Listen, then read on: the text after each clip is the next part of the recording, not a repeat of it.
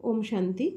ভারতে আদি সনাতন ধর্মের লোকেরা যেমন বিভিন্ন উৎসব পর্ব ইত্যাদি অত্যন্ত শ্রদ্ধার সাথে মানে, তেমনি পুরুষোত্তম মাসকেও মানে।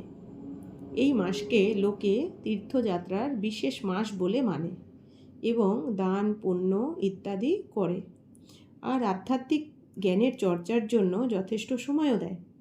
তারা প্রাতঃকালে গঙ্গা স্নান করা খুবই পুণ্যের কাজ বলে মনে করে। আত্মাকে যেমন পুরুষ বলা হয়, তেমনি পরমাত্মাকে পরম পুরুষ অথবা পুরুষোত্তম বলা হয়, কারণ তিনি সকল আত্মার থেকে জ্ঞান, শান্তি, পবিত্রতা ও শক্তিতে শ্রেষ্ঠ।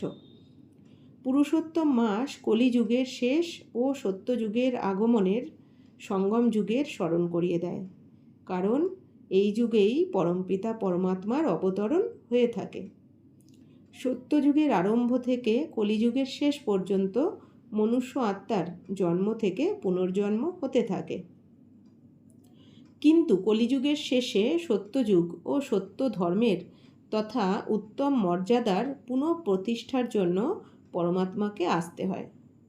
এই সঙ্গম যুগে পরমপিতা মনুষ্য আত্মাদের জ্ঞান ও সহজ রাজযোগের শিক্ষা দিয়ে পরমধামে বা ব্রহ্মলোকে ফিরিয়ে নিয়ে যান এবং অন্যান্য মনুষ্য আত্মাকে সৃষ্টির মহাবিনাশের দ্বারা অশরীরী করে মুক্তিধামে নিয়ে যান। এইভাবে সকল মনুষ্য আত্মা শিবপুরী বা বিষ্ণুপুরীর অব্যক্ত ও আধ্যাত্মিক যাত্রা করে এবং জ্ঞান চর্চা বা জ্ঞান গঙ্গায় স্নান করে পবিত্র হয়। কিন্তু লোকে আজ এই রহস্য না জানার জন্য গঙ্গা নদীতে স্নান করে আর শিব ও বিষ্ণুর স্মৃতির উদ্দেশ্যে তীর্থযাত্রা করে। বাস্তবে পুরুষোত্তম মাসে যে দানের গুরুত্ব আছে তা হলো 5 বিকারের দান। পরমপিতা পরমাত্মা যখন পুরুষোত্তম সঙ্গম যুগে অবতরিত হন, তখন 5 বিকারের দান দেওয়ার অর্থাৎ ত্যাগ করার শিক্ষা দেন। এইভাবে মানুষ কাম ক্রোধ বিকারের ত্যাগ করে মর্যাদা সম্পন্ন হয় এবং তারপর সত্যযুগ দেবযুগের আরম্ভ হয়।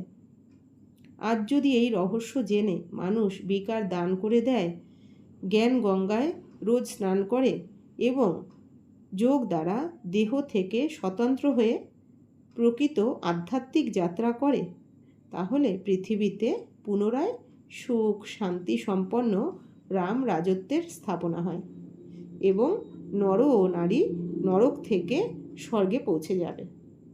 চিত্রে এই রহস্য দেখানো হয়েছে। এখানে সঙ্গম যুগে সাদা পোশাকে প্রজাপিতা ব্রহ্মা, জগদম্বা সরস্বতী আর কিছু মুখ্য ব্রাহ্মণ ও ব্রাহ্মণীদের পরমপিতা পরমাত্মা শিবের সাথে যুক্ত হতে দেখা যাচ্ছে। এই রাজযোগ দ্বারাই মনের ময়লা ধুয়ে যায়, পুরনো বিকর্ম নষ্ট হয় এবং সংস্কার শতপ্রধান হয়। চিত্রে নিচের দিকে নরকের মনুষ্যদের জ্ঞান এবং যোগ অগ্নি প্রজ্বলিত করে কাম ক্রোধ লোভ মোহ ও অহংকারকে এই যোগ অগ্নিতে সোহা করতে দেখা যাচ্ছে। এরই ফলস্বরূপ তারা নর থেকে শ্রীনারায়ণ, নারী থেকে শ্রীলক্ষ্মীতে রূপান্তরিত হয়ে অর্থাৎ মনুষ্য থেকে দেবতা পদ প্রাপ্তির অধিকার নিয়ে সুখধাম, বৈকুণ্ঠ অথবা স্বর্গে পবিত্র এবং সম্পূর্ণ সুখ শান্তি সম্পন্ন স্বরাজ্যের অধিকারী হয়েছে। মনে রাখতে হবে যে বর্তমান সময়ে এই সঙ্গম যুগই চলছে। এই কলিযুগী সৃষ্টি নরক অর্থাৎ দুঃখধাম শেষ হয়ে অদূর ভবিষ্যতে সত্যযুগ আসছে, যখন এই সৃষ্টি সুখধামে পরিণত হবে। অতএব এখন আমাদের পবিত্র যোগী জীবন ধারণ করতে হবে। ওম শান্তি।